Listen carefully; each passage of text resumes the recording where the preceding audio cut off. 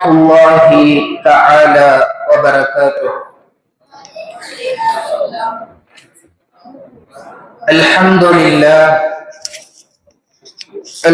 لله رب العالمين، والصلاة والسلام على رسوله الكريم.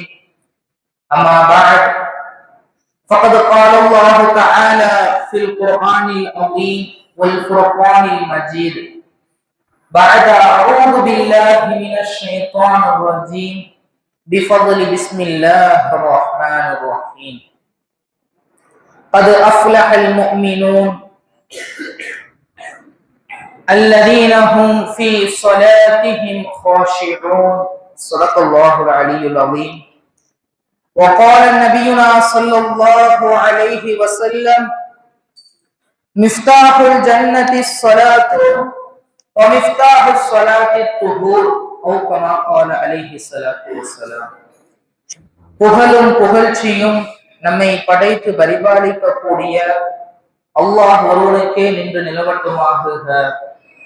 அவனின் சாந்தியும் சமாதானமும் ஹாத்தமுன் நபியின் ரசூலே அக்ரம் ஸல்லல்லாஹு அலைஹி வஸல்லம் அன்னவர்களின் மீதும், அன்னாரின் அடிச்சுவட்டை அடிபெறலாமல் பின்பற்றி வாழ்ந்த உத்தம சத்திய சஹாபாக்கள், தாபிஈன்கள், தபா தாபிஈன்கள், நாதாக்கள், சுஹதாக்கள், இன்னும் இச்சபையிலே அமர்ந்திருக்கக்கூடிய நம் அனைவர்களின் மீதும் அல்லாஹ்வின் வற்றாத கிருபை என்றென்றும் நின்று நிலவட்டுமாக. கண்ணியத்திற்குரிய அல்லாஹ்வின் நல்லடியார்களே, அல்லாஹ் தஆலா சூரத்துல் முஃமினீன் என்கின்ற அத்தியாயத்திலே அல்லாஹ் தஆலா கூறுகிறான்: கத் அஃப்லஹல் முஃமினூன், சின்னமாக முஃமின்கள் வெற்றி அடைந்து விட்டார்கள். எப்படிப்பட்ட வெற்றி என்று சொன்னால், இந்த உலகத்தில் கிடைக்கக்கூடிய தற்காலிகமான வெற்றி அல்ல, மாறாக நாளை மறுமை நாளிலே கிடைக்கக்கூடிய ஜன்னத்துல் ஃபிர்தௌஸ் என்கின்ற நிரந்தரமான வெற்றியை யார் பெற்றுவிட்டார்கள்? முஃமின்கள் பெற்றுவிட்டார்கள் என்பதாக அல்லாஹ் தஆலா முதலாவது வசனமாக இங்கே குறிப்பிடுகிறார். அல்லாஹ் தஆலா வெற்றியை குறிப்பிட்டு விட்டு பின்பதாக கூறுகிறான், யார் அந்த வெற்றியாளர்கள்? அந்த வெற்றியாளர்கள் எப்படிப்பட்டவர்கள், அவர்களிடத்தில் என்னென்ன தன்மைகள் இருக்கும் என்பதை அல்லாஹ் தஆலா குறிப்பிடும் போது முதலாவதாக அல்லாஹ் தஆலா எதை குறிப்பிடுகிறான் தெரியுமா? அல்லதீன ஹும் ஃபீ ஸலாத்திஹிம் காஷிஊன். அந்த முஃமின்கள், அந்த வெற்றியாளர்கள், அந்த விசுவாசிகள் ஃபீ ஸலாத்திஹிம் காஷிஊன், அவர்களுடைய தொழுகையிலே பயபக்தியாளர்களாக தொழுவார்கள் என்பதாக அல்லாஹ் தஆலா குறிப்பிடுகிறார். நன்கு கவனிக்க வேண்டும். அல்லாஹ் தஆலா நினைத்திருந்தால் சொர்க்கத்தில் செல்வதற்கு எண்ணிலடங்கா அமல்கள் இருக்குகின்றன, அவையெல்லாம் குறிப்பிட்டு இருக்கலாம். ஏன் தொழுகை அல்லாஹ் தஆலா இங்கு சுட்டி காட்டுகின்றார்? எதன் காரணமாக? முஃமின்களுடைய தலையாய பண்பாக அல்லாஹ் தஆலா தொழுகையை சுட்டி காட்டுகிறான் தெரியுமா? நாமெல்லாம் சிந்திக்க வேண்டும். கண்மணி நாயகம் ஸல்லல்லாஹு அலைஹி வஸல்லம் அன்னவர்கள் கூறுவார்கள், நாளை மறுமை நாளிலே அல்லாஹ் தஆலா தன்னுடைய அடியாரிடத்தில் முதலாவதாக எதை பற்றி கேட்பான்? தொழுகையை பற்றி கேட்பான். ஒரு மனிதனிடத்தில் அல்லாஹ் தஆலா தொழுகையை பற்றி கேட்டு அந்த கேள்வியில் அவன் வெற்றி அடைந்து விட்டான் என்று சொன்னார், அந்த கேள்விக்கு அவன் சரியாக பதிலளித்து விட்டான் என்று சொன்னால், அவனுடைய அடுத்த எல்லா கேள்விகளிலும் அவன் வெற்றி அடைந்து விடுவான் என்பதை நபி ஸல்லல்லாஹு அலைஹி வஸல்லம் அவர்கள் நமக்கு கற்றுத் தந்திருக்கின்றார்கள் அல்லவா? அதனுடைய முன்னிலையாகத்தான், அதனுடைய சான்றாகத்தான் அல்லாஹ் தஆலா இங்கு முதலாவதாக கூறுகிறான், அல்லதீன ஹும் ஃபீ ஸலாத்திஹிம் காஷிஊன். ஒரு முஃமின் முதலாவதாக முஃமின் என்று நாம் சொல்கிறோம் அல்லவா? இங்கு யாரெல்லாம் முஃமின் என்று கேட்டால் நாம் அனைவரும் சொல்வோம், நான் முஸ்லிம், நான் முஃமின், என்னிடத்திலேயே இருக்கின்றது. அது அல்ல, மாறாக அல்லாஹ் தஆலா முஃமின் என்று சொன்னால் உன்னிடத்தில் நம்பிக்கை இருக்கின்றது. அந்த நம்பிக்கையின் வெளிப்பாடு எப்படி இருக்கும் தெரியுமா? அந்த நம்பிக்கையின் வெளிப்பாடு உன்னுடைய கொள்கையிலே, நம்முடைய கொள்கையிலே, என்னுடைய தொழுகையிலே இரையச்சமுடைய தொழுகையாக, எப்படி இரையச்சமுடைய தொழுகையாக நான் தக்பீர் கட்டினேன் என்று சொன்னால், நான் சலாம் கொடுக்கின்ற வரை என்னுடைய தொழுகை முழுவதும் என்னை இறைவன் பார்த்து கொண்டிருக்கின்றார் என்ற சிந்தனையிலே என்னுடைய தொழுகை கழிந்தது என்று சொன்னால், நான் சொல்லலாம், இப்பொழுது நான் சொல்லலாம், நான் ஒரு உண்மையான முக்மீன் என்று. ஆனால் நாம் சற்று சிந்தித்து பார்க்க வேண்டும். நம்முடைய எத்தனை பேருடைய தொழுகை, ஏன் என்னுடைய தொழுகை முதலில் அப்படி இருக்குகின்றதா? தக்பீர் கட்டியவுடன் என்னுடைய சிந்தனை எங்கோ செல்கின்றது அல்லவா? நான் எப்படி சொல்ல முடியும் நான் ஒரு முக்மீன் என்று? வெட்கப்பட வேண்டும், வேதனைப்பட வேண்டும். ஏன் தெரியுமா? தொழுகை என்பதற்காக அல்ல, மாறாக மறுமை நாளிலே நாம் எல்லாம் தத்தளிக்க போகின்றோம், நரகத்திற்குரியதாக மாறப் போகின்றோம் என்பதை சற்று சிந்தித்து செயல்பட வேண்டும். ஈமான் கொள்கின்றோம் என்று வெளிப்படையாக சொன்னால் மட்டும் போதாது, மாறாக அதனுடைய சாட்சியாக, அதனுடைய சான்றாக நம்முடைய தொழுகையிலே இரையச்சமுடைய தொழுகையாக நாம் ஆக்க வேண்டும். அல்லாஹ் தஆலா அதற்கு நமக்கெல்லாம் தௌஃபீக் செய்ய வேண்டும். கண்ணியத்திற்குரிய அல்லாஹ்வின் நல்லடியார்களே, தொழுகை அந்த அளவிற்கு முக்கியமான ஒரு விஷயம், அந்த அளவிற்கு கவனமாக இருக்க வேண்டிய ஒரு விஷயம். நம்மில் கையில் தங்க நகையோ வைரமோ இருந்தால் எந்த அளவிற்கு பாதுகாப்பாக நாம் பயணிப்போமோ, எந்த அளவுக்கு கவனத்தை அந்த கையின் மீது வைத்திருப்போமோ, அதை விட 10 மடங்கு 100 மடங்கு மேலாக நாம் தக்பீர் கட்டினோம் என்று சொன்னால் நம்முடைய தொழுகையில் கவனம் இருக்க வேண்டும், நம்மளுடைய தொழுகையில் கவனம் இருக்க வேண்டும். இல்லை என்று சொன்னால் அல்லாஹ் தஆலா அதையும் சுட்டி காட்டுகின்றான். சாபக்கேடு என்பதாக அதையும் அல்லாஹ் தஆலா சுட்டி காட்டுகிறான். ஆகையால் முதலில் நாம் எதில் கவனம் செலுத்த வேண்டும்? நம்முடைய தொழுகையில் கவனம் செலுத்த வேண்டும். நாம் தொழுகையில் கவனம் செலுத்தி விட்டோம் என்று சொன்னால், எப்படி எங்களுடைய தொழுகை சரியாயிருச்சு, நாங்க தக்பீர் கட்டணும், அல்லாஹ்வை தவிர வேறு எதுல எங்களுடைய கவனம் செல்லவேன்னு சொன்னா, நீங்க இந்த உலகத்துல எதை நினைச்சு பயப்பட வேணாம். இந்த உலகத்தில் மட்டுமல்ல, நாளை மறுமை நாளிலும் நீங்கள் எதை நினைத்தும் கவலைப்பட வேண்டாம். அல்லாஹ் தஆலா உங்களை சொர்க்கத்திற்குரியவர்களாக ஆக்கி விடுவார்.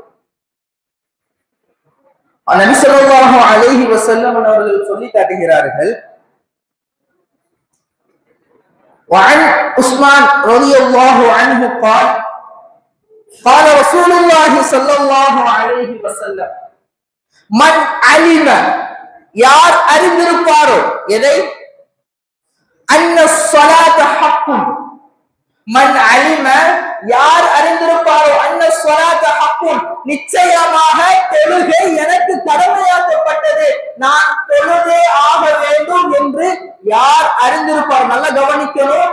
தொழுகை வந்தால் தொழுகிறத சொல்லல நபி ஸல்லல்லாஹு அலைஹி வஸல்லம் அவர்கள், தொழுகை எனக்கு கடமை, இதை யார் தெரிந்து கொள்வாரோ, இதை யார் தெரிந்து வைத்திருப்பாரோ, வாஜிபுன் தஹலல் ஜன்னah, அவர் சொர்க்கத்திற்கு நுழைவது வாஜிபு, கட்டாயமாகிடுச்சு.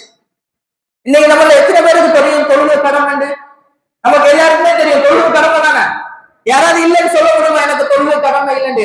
ஆனா இந்த ஹதீஸ் இங்க இல்ல, இந்த இடத்துல எனக்கு தெரியும் தொழுகை கடமை இப்படி சொல்றதுக்கு அல்ல, மாறாக நான் ஏதாவது வேலை செஞ்சுட்டு இருப்பேன், நம்ம இப்ப எடுத்துக்கலாம், அதிகமான குளிர் நிறைந்த டைம், ஃபஜ்ருடைய பாங்கு காதுல உழுது, இப்ப எனக்கு தெரியணும் தொழுகை எனக்கு கடமை, இந்த நேரத்துல எனக்கு தெரியணும் தொழுகை என் மீது கடமையாக்கப்பட்டு விட்டது, நான் தொழுகைக்காக எழுந்து செல்ல வேண்டும். நம்ம சும்மா சொல்லிடலாம் தொழுகை எனக்கு கடமை தான், ஆனா அந்த குழுவுடைய நேரத்துல தண்ணியில கையவே வைக்க முடியாத ஒரு சூழல் இருக்கு அல்லவா? இந்த சூழல்ல நாம நினைக்கணும், அல்லாஹ் எனக்கு கட்டாயமான கடமையாக்கி விட்டால் தொழுகையை. அப்ப நான் என்ன செய்யணும்? தொழுகைக்காக எழுந்து தயாராகி நான் பள்ளிக்கு வந்துவிட்டேன் என்று சொன்னால், இதைத்தான் நபி ஸல்லல்லாஹு அலைஹி வஸல்லம் அவர்கள் சுட்டி காட்டுகிறார்கள்.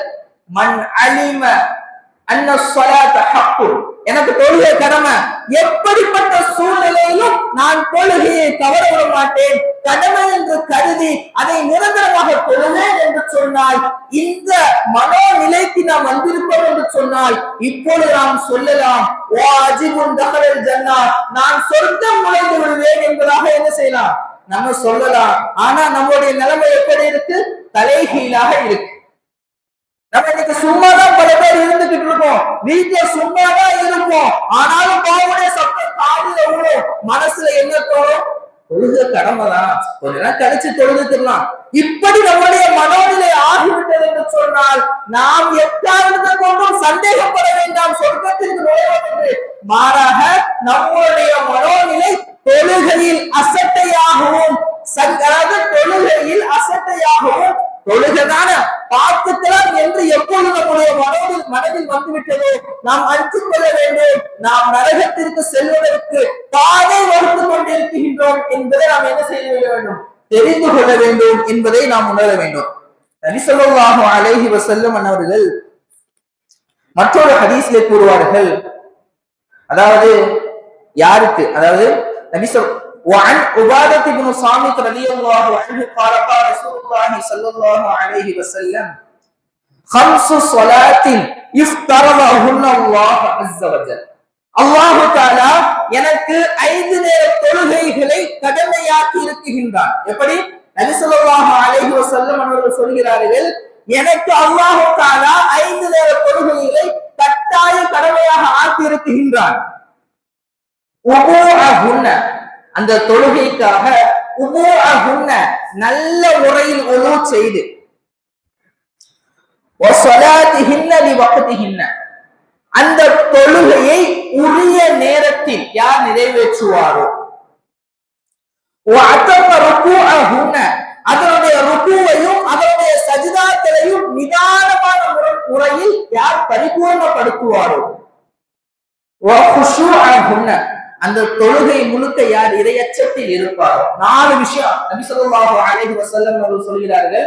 எனக்கு தொழுகை கடமைன்னு தெரியும், பாங்கு சொல்லிட்டாங்க, இப்ப நான் தொழுகைக்காக பள்ளிக்கு வந்துட்டேன், இப்ப நான் என்ன செய்யணும்னு சொன்னா நல்ல முறையில் உலூ செய்து, இந்த 3 ரக்காத் முடிய போவதற்காக அரைகுறையா உலூ செய்து விட்டு ஜமாத்தோடு சேராமல் அழகிய முறையில் உலூ செய்து விட்டு அந்த நேரத்துல, இப்ப ஜும்ஆவுடைய தொழுகை இந்த நேரம் சொன்னா இந்த ஜமாத்தோட தொழுகைக்கு நீ வக்திஹின்ன, அந்தந்த தொழுகையை அந்தந்த நேரத்துல தொழுகணும்.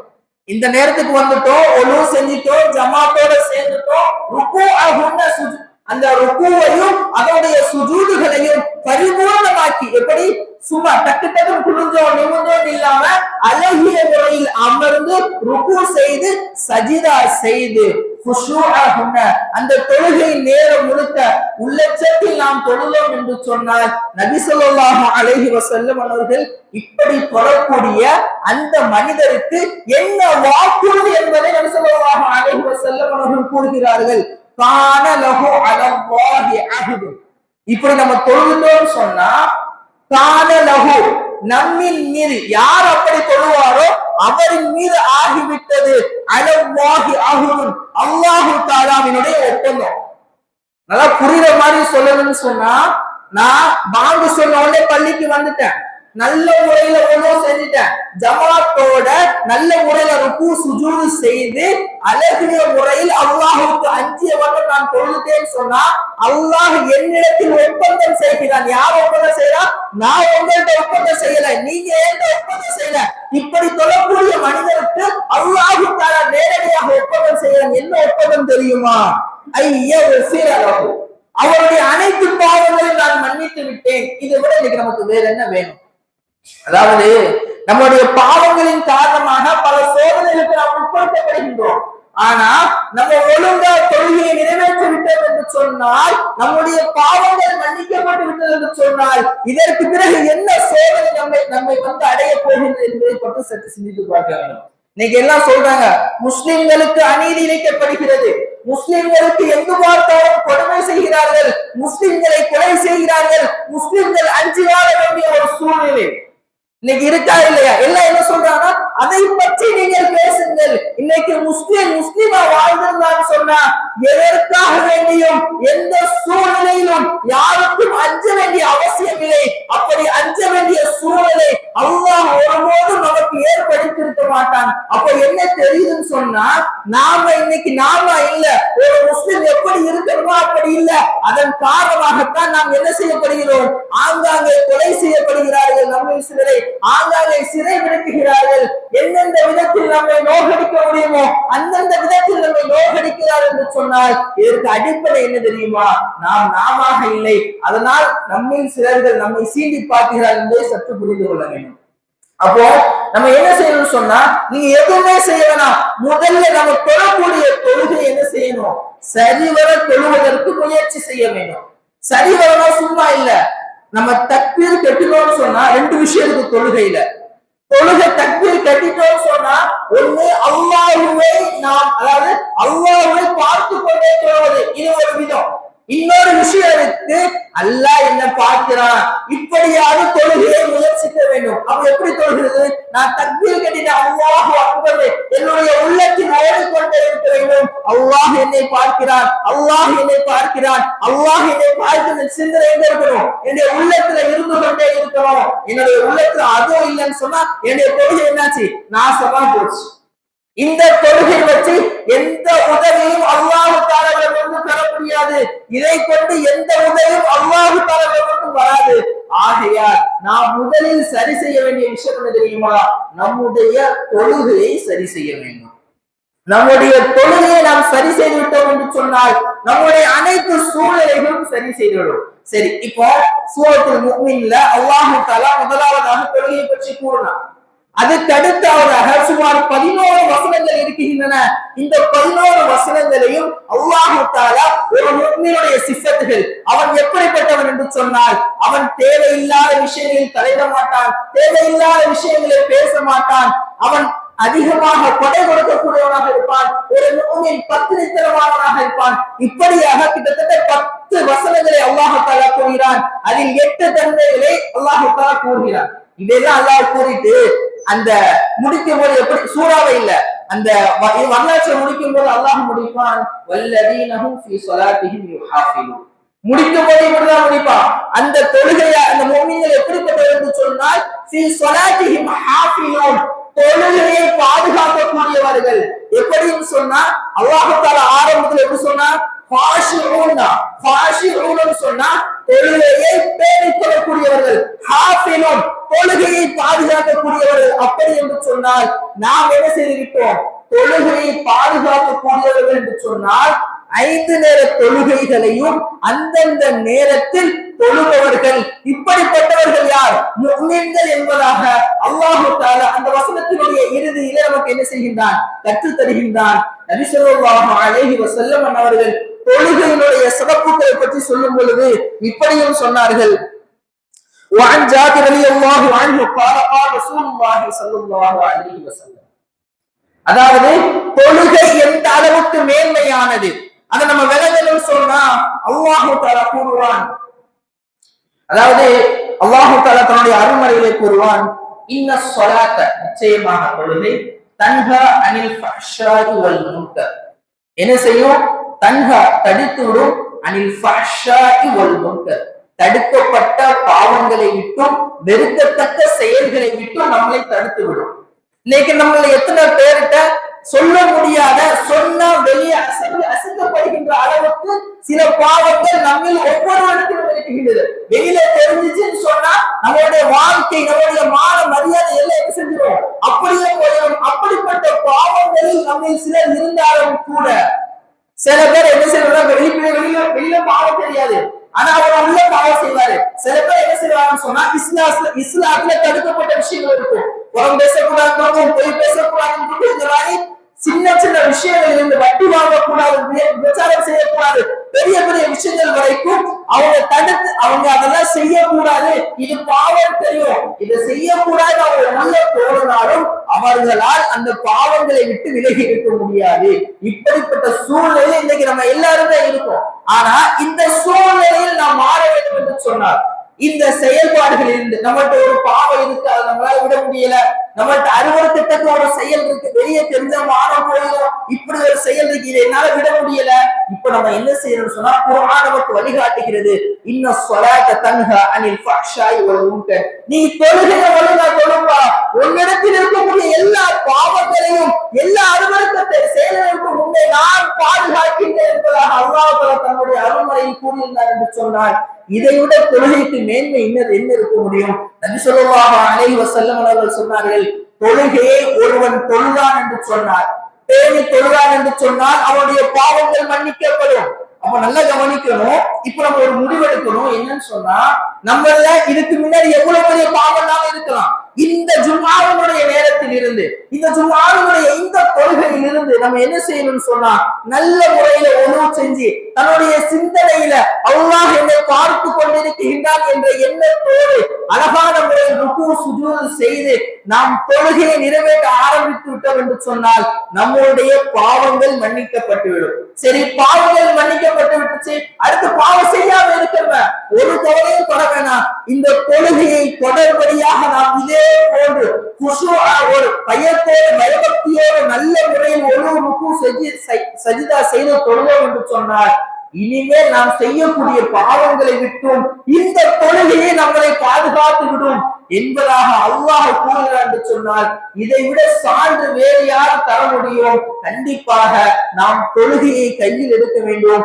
நல்ல முறையில் தொழ வேண்டும். தொழுகிறோம் என்று சொன்னால் இந்த ஒட்டுமொத்த முஸ்லிம்களுடைய நிலைமை தலைகீழாக மாற்றப்படும். முஸ்லிம்கள் நீங்கள் எதை ஆசைப்படுகிறோம்? என்னுடைய தனிப்பட்ட வாழ்க்கையில நான் இன்னும் ஆகணும்னு ஆசைப்பட்டேன், இல்ல ஒட்டுமொத்த முஸ்லிம்களும் அரசாட்சியை முடிக்க வேண்டும் என்று ஆசைப்படுகிறார் என்று சொன்னால் அனைத்தும் இந்த தொழுகையை கொண்டே நடக்கும். ஆகையால் நாம் நன்கு கவனிக்க வேண்டும். நபி ஸல்லல்லாஹு அலைஹி வஸல்லம் மன்னரிடத்தில் ஒரு சஹாபியை பற்றி குறிப்பிடப்படுகிறது. யா ரசூலல்லாஹ், இந்த ஒரு மனிதர் இரவெல்லாம் அல்லாஹ்வுக்காக தொழுகிறார். நல்லா கவனிக்கணும் ஹதீஸ். யா ரசூலல்லாஹ், இந்த ஒரு மனிதர் இரவெல்லாம் நின்று வணங்குகிறார், பகலத்திலிருந்து ஆரம்பிச்சுறாரு. இந்த செய்தியை நபி ஸல்லல்லாஹு அலைஹி வஸல்லம் அன்னவரிடத்தில் சொல்கிறார்கள். நபி ஸல்லல்லாஹு அலைஹி வஸல்லம் அன்னவர்கள் ஒரே வார்த்தையில் சொன்னார்கள், அவருடைய தொழுகை அவரை அந்த தவறிலிருந்து பாதுகாத்துவிடும். வேற ஒண்ணும் சொல்லல. அவரை குடிங்கப்பா, அவருக்கு தண்டனை கொடுங்கப்பா, எந்த ஒரு பதிலும் இல்ல.